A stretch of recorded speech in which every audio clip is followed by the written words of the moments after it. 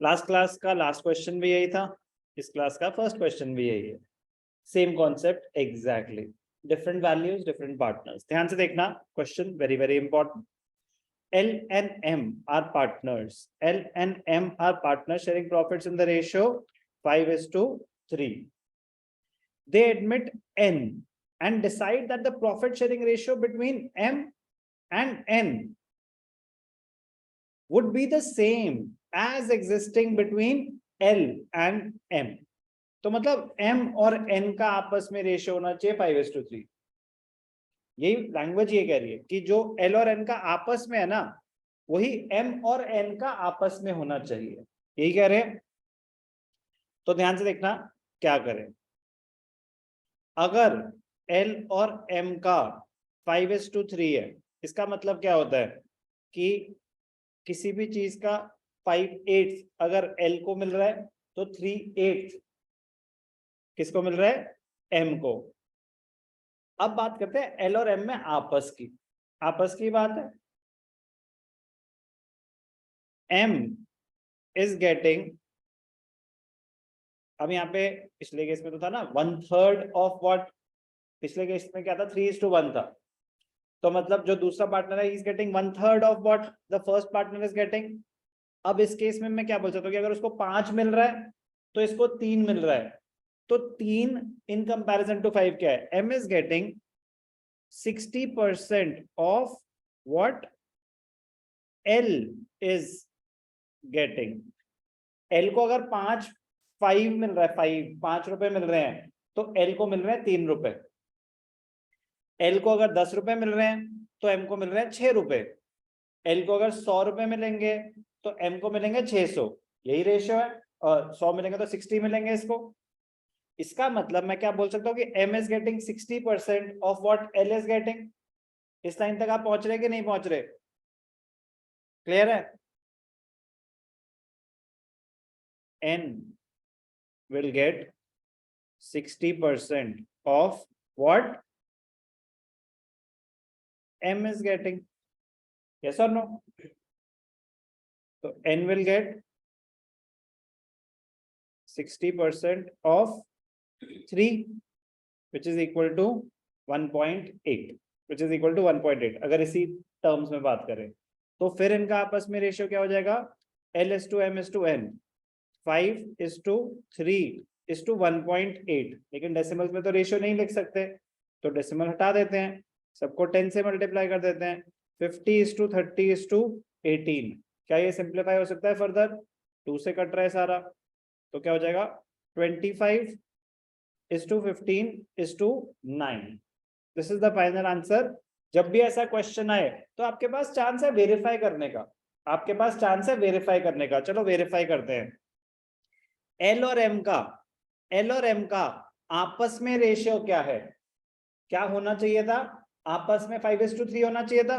Verify करते हैं, 5 से मल्टीप्लाई हो रहा है, ये वेरिफिकेशन है आपके अंडरस्टैंडिंग के लिए, आंसर का पार्ट नहीं, आपके अंडरस्टैंडिंग के लिए कि क्या आपने सही करा है, वेरिफिकेशन। 5 L और M में 5:3 का रेशियो मेंटेन हो रहा है, यस और नो। अब मैं सिर्फ बात करता हूं M और N की। अब 3 से जा रहा है और इनमें 5:3 का रेशियो मेंटेन हो रहा है कि नहीं हो रहा है, verified, this is the correct answer. अब 2 स्टूडेंट्स ने बोला कि हमारा आंसर ये है। अब मैं कह रहा हूं आप वेरीफाई कर सकते थे कि आपका आंसर सही है कि नहीं है, आपका आंसर सही है कि नहीं है। L और M, क्या ये 5:3 है, क्या ये 5:3 है, नहीं है, ये तो 3:1 है। L और M का आपस में 5:3 है तो ये हो ही नहीं सकता। अब इधर आ जाते हैं, L और M का आपस में क्या है 4:10 4:6, तो ये 5:3 है, बिल्कुल ठीक है, ये बिल्कुल ठीक है।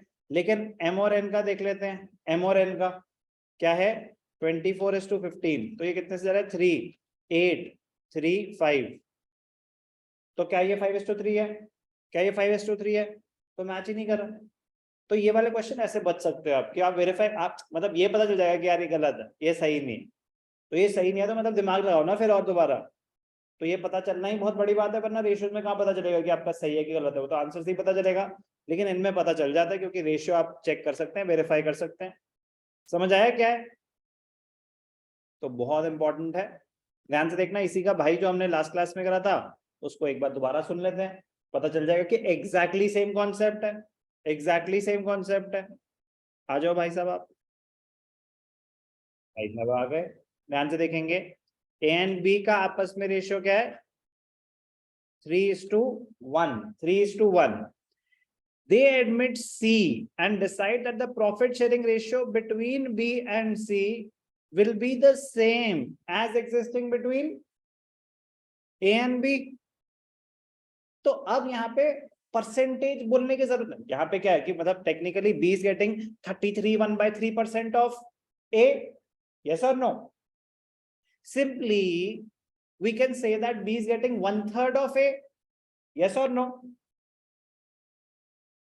B is getting 1/3 of A.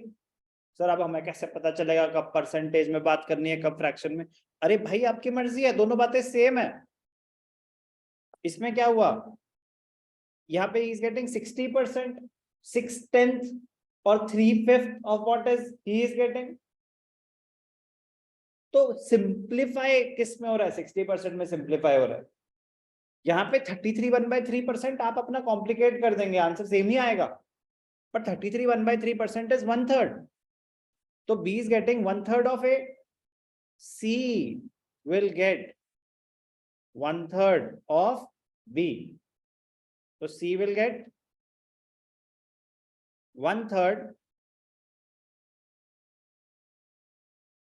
of 1। इसका 1 है ना, एक्चुअल की बात करें तो अगर वो 3 है, ये 1 है, तो इसको 1/3 मिलेगा। तो इसको क्या मिलेगा?